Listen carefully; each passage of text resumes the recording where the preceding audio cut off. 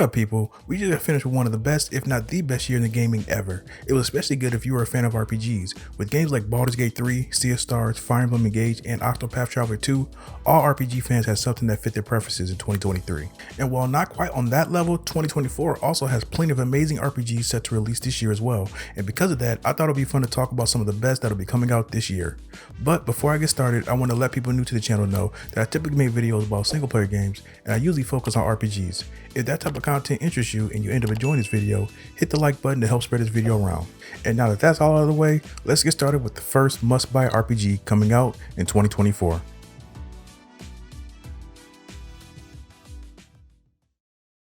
First on the list is Deca Police. This game is a crime suspense RPG from Level 5, who are the developers of the Professor Layton series, and you can definitely notice the influence when watching some of the trailers.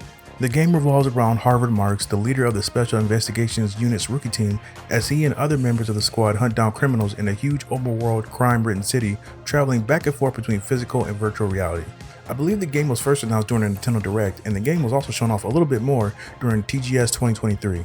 I love that the combat is turn-based, at least partially turn-based, because that's my preference, but what has me more excited is the detective side of things. During your investigations, you'll be examining the crime scene, collecting evidence, and interrogating witnesses to help your case, but something cool I noticed was that you could switch between your squad members to better suit you during certain aspects of the detective work. The game doesn't currently have a release date, but it was delayed till 2044, and is set to release on PS4, PS5, and the Nintendo Switch. Really looking forward to this one. Next game I want to talk about was also announced during the Nintendo Direct, and that's Saga Emerald Beyond. This RPG by Square Enix follows 6 protagonists as they traverse 17 different worlds connected to a realm called the Beyond. The player explores these worlds, completing quests and unlocking new events, with the turn-based combat focusing on timeline manipulation and the random learning of new skills. Now, I'm not familiar with the Saga series at all, which is why I'm glad this is a standalone entry and I don't have to play any previous titles in order to catch up.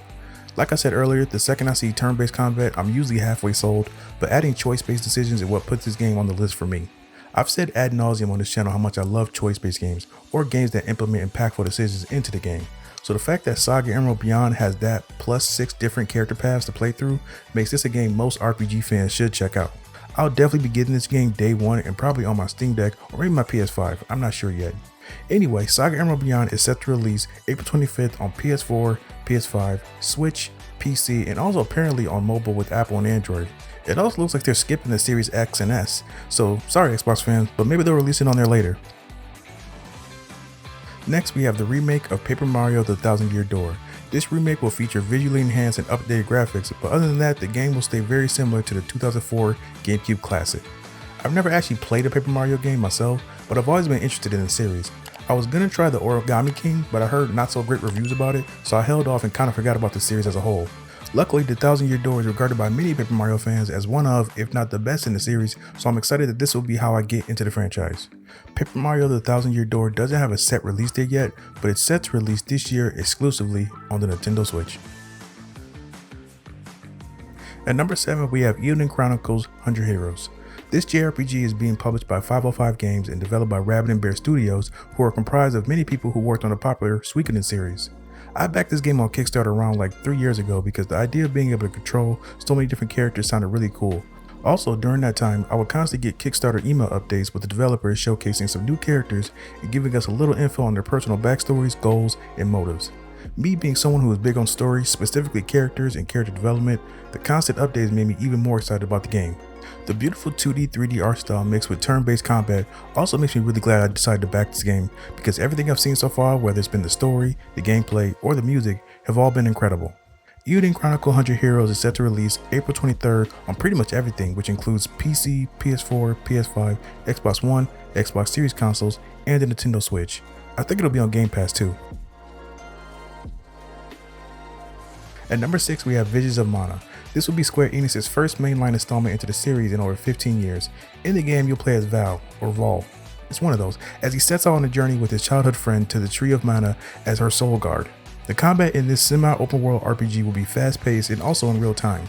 Speaking of open world, I really appreciate how it seems RPGs are starting to slowly move away from those gigantic open worlds that you have to play through. Don't get me wrong, open world games have their place like Tears of the Kingdom and Witcher 3, but this smaller open world that games like Tales of Arise and Dragon Quest XI have is much more appealing nowadays. Similar to Paper Mario, I know very little about the Mana series, and just like Tales of Arise, I love that we're getting new modern installments to these historic franchises without the burden of having to go back and play a bunch of older games like his homework.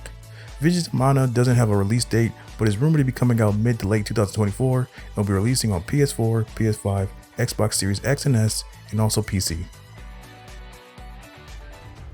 Next, we have one of the games I'm most excited about this year, and that's Unicorn Overlord. This strategy RPG is being developed by Vanillaware and published by Atlus. The story follows the exiled Prince Elaine as he gathers an army from across Favres 5's kingdoms to reclaim his throne from the rogue General Valmore. Combat is split between the movement of troops across large battlefields and combat when two units meet. All combat takes place in real time, but the player could pause to change their strategy and check on their units. Battlefield settings include open field areas and urban environments such as towns and cities, which alter gameplay. Combat parties are formed from multiple units with assigned character classes and their arrangement on a grid influencing their abilities and combat efficiency. Speaking of units, I believe the game will have 60 units altogether for you to recruit and customize as you see fit. Before I knew much about this game, it was the art style that initially drew me in and made me interested. And while I'm pretty familiar with Atlus, I didn't know much about Vanillaware, but they seem to be pretty popular among RPG and gaming fans alike, which made me even more excited for the game. Unicorn Overlord is set to be released March 8th and will be available for purchase on PS4, PS5, the Xbox Series consoles, and the Nintendo Switch. Next up, we have Dragon's Dogma 2. This will be the second main entry into the series since the first game was released in 2012. Just like many other games on this list, I haven't played the first game, but this sequel looks really interesting. I was gonna buy Dark Arisen on Steam, but it didn't really appeal to me for whatever reason. Maybe it was the combat or the game looked kinda old, I don't know. Thankfully, Capcom has said and shown that they've improved the combat since the first game, and now I'm way more hyped. I like how you get to use up to 3 pawns to accompany you, that way you can get help during fights and not have to rely on other people to play if you don't want to. While I probably won't get this day 1 because of all the other RPGs surrounding it, Dragon's Dogma 2 is definitely a game that I'll get sooner rather than later. Also, it's set to release on March 22nd on PS5, Xbox Series consoles, and PC. Seems perfect for the Steam Deck, by the way. Starting off the top 3, we have Metaphor ReFantazio. The game is being published by Atlus, who, if for some reason you don't know, is the company behind the Persona and Shin Megami Tensei games. With me being such a huge Atlus fan, the second I saw their logo pop up on screen during the first trailer, I was already in.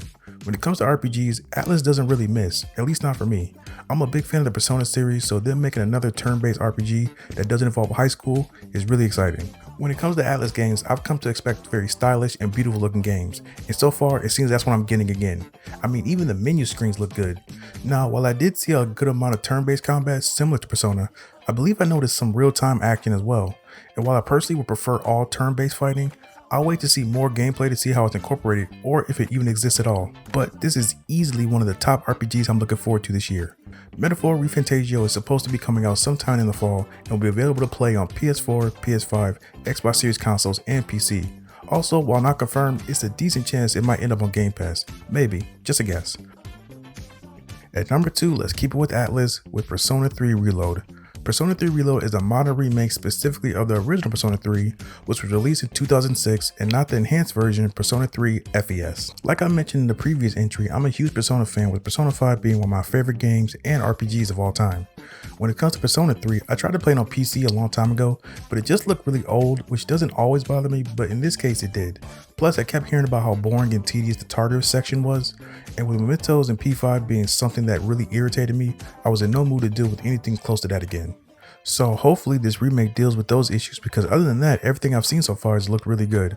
I'm also really looking forward to experiencing the music too. Persona 3 Reload is set to release on February 2nd and will be available on PS4, PS5, Steam, Xbox One, Xbox Series consoles, and also day 1 on Game Pass. And the last RPG I want to talk about is arguably the biggest game coming out this year, and that's Final Fantasy VII Rebirth. This game is the second of a trilogy remaking the all-time classic that was initially released in 1997. While I haven't finished the first part yet, I really enjoy what I've played so far, and as someone who hasn't played the original, I know I might be missing some things here and there, but I much prefer playing through this modern version of the game compared to the original.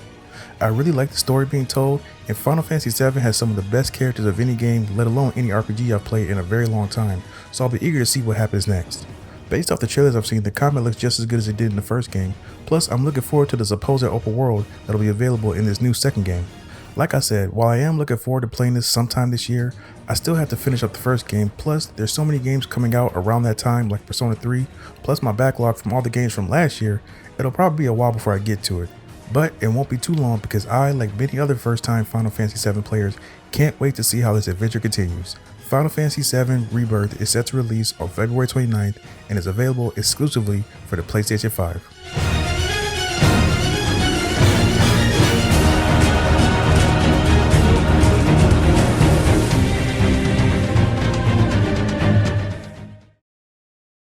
Alright guys, that's all the games I want to talk about today. What RPGs are you looking forward to this year? I'm really interested to see what games I missed, so let me know in the comments. If you want to see more videos of mine covering RPGs, the playlist will be in the description, pinned in the comments, or just click one of the videos on the screen. And as always, don't forget to like and subscribe to keep up with the channel. Later!